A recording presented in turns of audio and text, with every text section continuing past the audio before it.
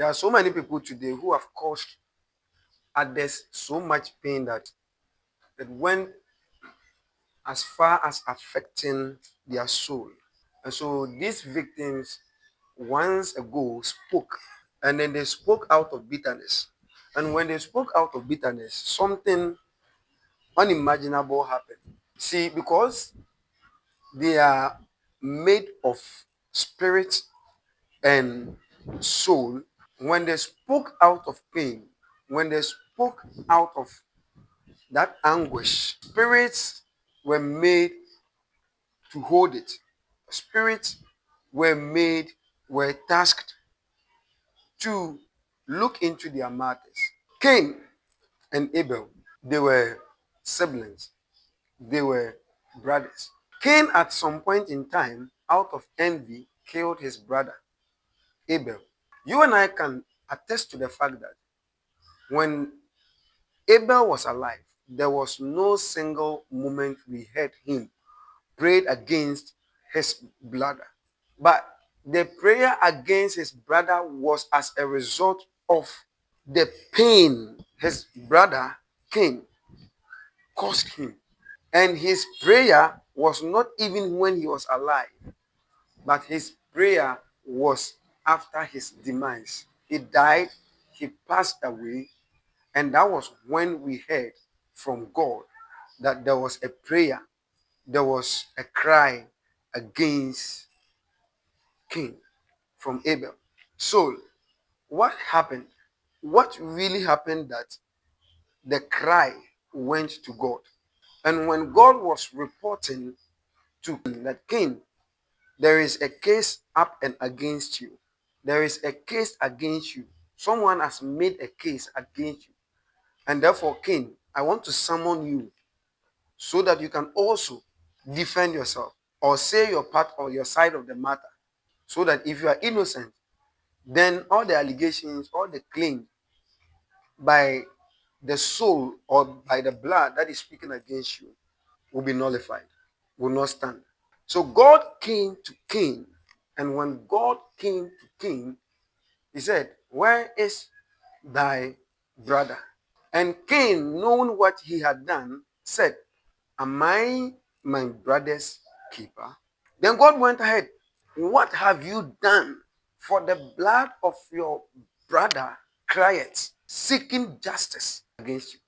Viewers and beloved, it was the blood of Abel after his death that cried out for justice. It wasn't when he was alive, strong in the flesh and in the body. But we heard that the cry was made seeking justice after his death, after when he was assassinated. People can cry out for justice against us. People can raise up cases against us. People can lodge complaints against us. People can report us to higher authorities without we knowing that we have been reported or someone has made a case against us. In the case of Cain, he never knew that Abel, his brother, has made a case against him. Cain never knew it until he was summoned to come and defend himself. So when the question went to Cain, "Where is your brother?" It was God's way of letting Cain defend himself, that I know about my brother and that I have assassinated him, but I am innocent or I am guilty. So you see, there were some questions that God asked Cain. Then the next question God asked Cain was, "What have you done? What have you done? What have you done?" So when Abel was alive, there was not any cry against Cain. When Abel was alive, we never read that someone summoned him to a court where he had to defend himself. But here lies the case when Cain soiled his hands with the blood of his brother. And now everything was against him.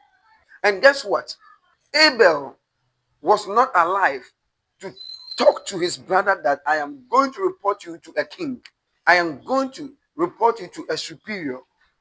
So therefore, the superior will send for his subordinate or his chiefs or his slaves or servants to come and call you so that you can also defend yourself. Cain never had this opportunity to hear this from his brother.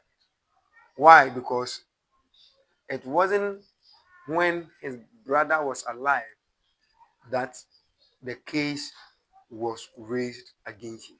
But it was after the demise of, oh God, after the demise, after the death, after he had killed his brother. That was when so many people today are crying out against us. So many people. They are crying out against us. Every day they are crying out against us. Abel never reported his brother. He never cried against his brother until his brother offended him by taking his life, getting him out of the body that makes a man to live on earth. So it was after he had done something. Therefore, I ask my viewers, what you are going through, which you know not the cause, you have prayed, you have tithed, you have done every other consultations you need to do, but you don't yet know the cause. All you know is that you keep failing intermittently. You start this, it doesn't work out. You are doing everything possible to succeed, but all your effort do not yield the necessary or the needed results.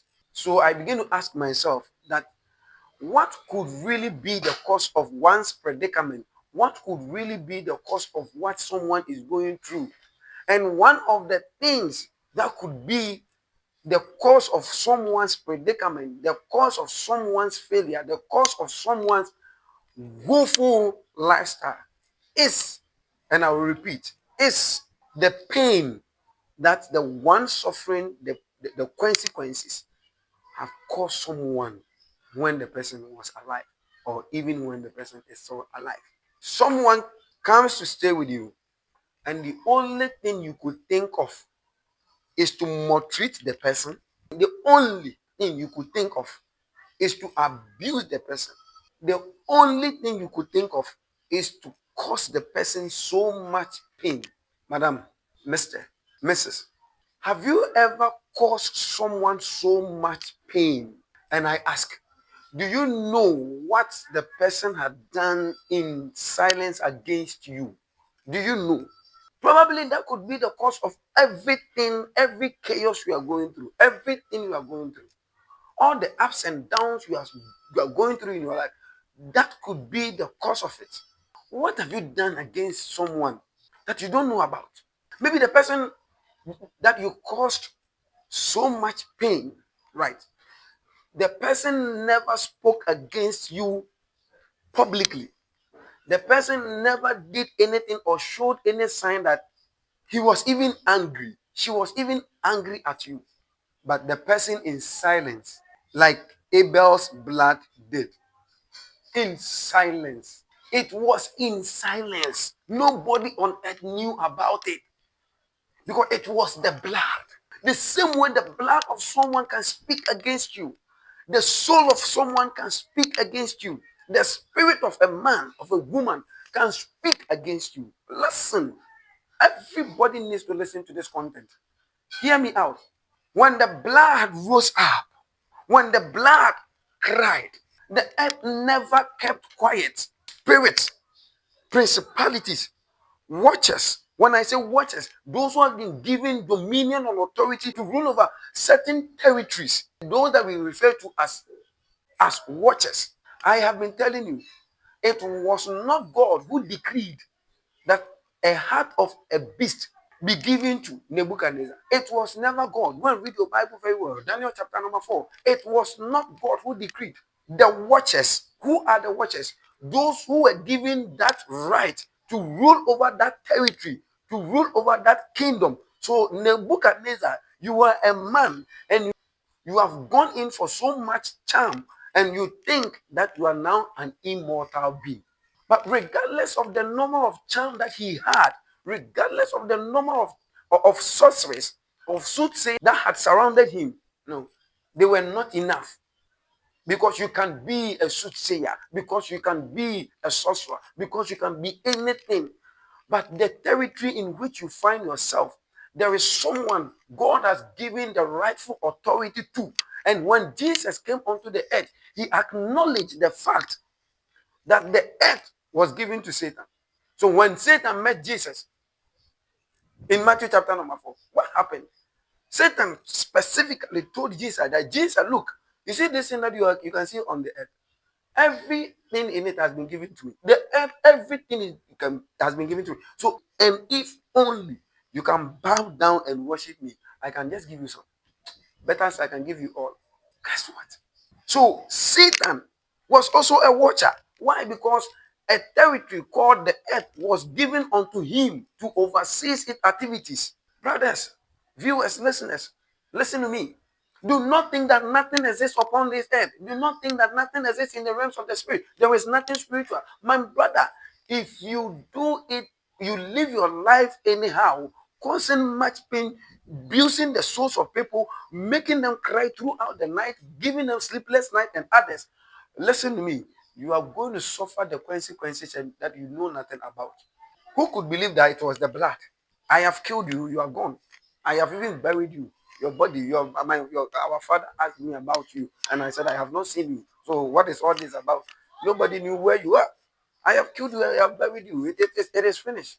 Not knowing that burying him was not enough, could not stop him from still laying allegation, reporting him. Still, it could not stop him. What happened? You killed the body, you buried the body, but the blood spoke. You can kill the blood, even the soul will speak. You can also kill the soul, the spirit will speak. Because every man is made up of these three things. It's made up of the blood, it's made up of the soul, it's made up of the spirit. So these three things, any of them can lay complaints against you, and watchers and principalities and rulers over the affairs of certain kingdoms and certain territories will take up the case against you. And when they take up the case against you, listen to me, brother, you better run for your life and seek for forgiveness. You better. So that child that is living with you, that you are maltreating him like that, you are maltreating her like that, and you feel that, oh, nothing will happen because he has nobody, he cannot take me to, you report me to any police or pay any judge to intervene on his or her behalf. No, there is a judge. There is actually a judge that doesn't demand any money. There is actually a judge that hears from every soul. And so let me tell you something. If on earth, physically, there is no judge that can sit or preside over his case or her case, in the realms of the spirit, there's actually a judge. God said, I'm the father of the fatherless. Remember, if not so, if there were no judges, the blood of Abel wouldn't find whom to cry to. But the blood of Abel was able to locate someone to cry to because he's a universal judge, and that is God.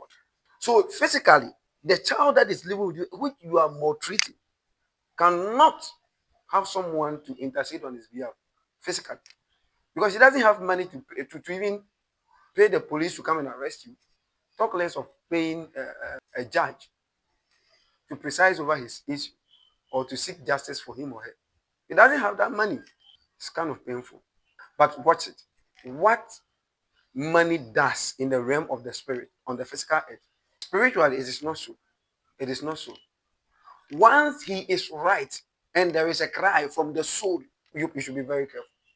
So all those who are suffering today, all those who are going through ups and downs, and all those who look, pause a moment and take a retrospective thought of what you have done in the past to see if there is indeed someone that you offended. You were dating a certain girl. The girl fed you, cooked for you, did everything for you with her own money, promising her marriage. And then all of a sudden, you were wise enough because you are rich. Now you have money. So you saw that She wasn't your kind of girl. Say, is there any lady in your life that you have done that to? Madam, do you have any man who took care of you when you knew that this man was doing all what he was doing for you because he needed you as a wife? And then when you are now rich, when you were now rich, and when you are now rich, all of a sudden you can diagnose and detect and know that this man is not your class. And you think you are free to go. You see this that I just did. That I just did. That sound that I just made. Should it come out of the soul of the person without the person even opening his or her mouth to pronounce a curse against you? Listen, spirit will hold on to it, will use that against you. Spirit will use that against you. Are you married and you are finding it difficult to conceive, have the fruit of the womb, please? If you have prayed enough and you know it is still not coming, pause a moment. I'm not saying this is a direct cause of what you're going through, but I want you to pause a moment and please again check your previous relationship. Did you do something against someone? And did the person speak against you without you knowing the person has uttered something against you? Like I said, Abel's cry against Cain was in silence. Cain never heard it. So someone can cry against you. I have been to so many prophetic ministrations and I have heard the men of God, CS, calling ladies, calling men, come out, and they came out. And what was diagnosed to be the cause of their problem was that betrayed the trust. They betrayed someone. And that person was the person who they made to trust them. You understand? And today, their finances are scattered, their relationship unstable, and so many other things happening to them. So they go and these CS will tell them that, look, there is a lady you have offended and the lady has cried out against you. And you know the shocking part? Most of these people don't know that even it was those people they betrayed that is the cause of their problem. That is the surprising part. Because the crying was not, and these people, it's not because the victim went to see some native doctors, some CS or some soothsayers to work up against these people. No, that wasn't the case. It was all simple. At night, the person shed tears because you have caused the person much pain, sleepless night. And then while the person is having all the sleepless night, the person will be crying. Ah, this person, it will never be well with you. And the person is not a demigod. The person is not even a deity. And yet the words that he speaks, the word that she speaks works. What have you done? I'm speaking to you now. What have you done against someone? Go and seek for the person's look. There is no amount of prayer that can avert what they have cried out against you. You can pray, you can do everything. Like I'm saying, I'll come back, I will come to a certain section of it where I will speak to you about you being a child of God, and another person is also a child of God, but you have offended the other person. And now the person whom you have offended is also a child of God. Now the one who has been offended goes to God and lay complaints against the one who offended him or her. And now God is about to look into the case until the person decides to forgive and to let go. Trust me, there is no way, I'm saying it again, there is no way God will take up the case against you, even though you're also a child of God. Have you offended? Have you caused so much pain? Has someone ever gone to the bed to sleep and yet the person couldn't sleep because you broke the person's heart? Because you caused the person to sleep without food when there was food and your children had eaten and they were full. And because the person refused to or was not able to do all the house chores you gave to him or her, you said to the person, you will not eat tonight. And then truly, you did not give the person food. And because the person has no one to speak for him or her, the person went to the room and instead of sleeping, all he could do was cry, cry, and cry. Ah, if your mother ever did this, go and look for that particular person and apologize. Ask the person to forgive you. Else, if your mother doesn't suffer the consequences, you see the consequences, you will suffer it. And it doesn't go for me, I'm a Christian and no, I'm a new creation. Who even told you that? What about the person? Is he an old creation? Are you not age mate? Oh, but Christ died for me. Christ did not take away such punishment. Watch something. If Christ indeed died and then took away all sins and all consequences, all punishment that you are supposed to suffer because of what you have done, then why then do you climb a coconut tree and then when you automatically leave the tree just to see that angels will come and hold up onto you so that you will not, smash your head on the floor and then break your head? Why is it that you come down and then you indeed smash your head on the floor and then all of a sudden your head gets broken? Why Christ died for you, he should have saved you. Listen, there are things which when you do, you will face its consequences. So if there is a man, a woman that you have caused so much pain, go and look for the person and I'm saying it again. It is only forgiveness that can avert it. Me, I have encountered several people who have those of you who have betrayed, broken the heart of people, and then you think you are guy, you are the one on top. If you know what is about to happen to you, you will not even think about that. You will rather run and seek for the person's forgiveness. And I have told you, no man of God, no date, no spiritualist can take you out of the curse. See, should you even join and should you run and join Freemason? They cannot even save you because there is a case against you. So go and seek for the person and seek for the person's forgiveness. Look for the person, wherever the person, look for the person and ask for the forgiveness because it is only forgiveness that can save you. I have seen many powerful people on earth, spiritually powerful people. They had some people come to them, and then when they came, they from the realms of the spirit, they were able to tell the people who came to them to seek for help was that, look, there is something that you have done against someone, and the person is like, you, those who have been insulting your parent, causing your parent pain, you people, you made your mother cry. You made your mother to sit naked, hitting the belly, hitting the womb. If this is the womb that gave birth to you, you will never, and you think you can prosper. You caused your father to curse you, and you think, oh, look, if you are in this situation, go and seek for the person's forgiveness. I have told you, stop consulting mediums, stop consulting spiritualists, thinking that they can help. Nobody can help you. Why? Because in Abel's case, it was God that held on to the case. So who was about to, met out the punishment? It was God. So if God is the one who is about to punish you, who is that spiritualist? Who is that prophet? Who is that doomsayer? Who is that? Who is that person that can rescue you from the hand of God? And if God is the one coming to met out the punishment because there's a blood crying against you, there's a soul that is crying out against you, there's a spirit that is crying out against you, and you think that because you are praying to God, God will have mercy on you. When the spirit is still crying. So the only time when God can have mercy on you is when the spirit stops crying. And the spirit will only stop crying when you have asked for the spirit's forgiveness. But once you have not asked for the forgiveness, stop imagining that things will work. Let us be serious. Well, let me even close today. Let us be serious.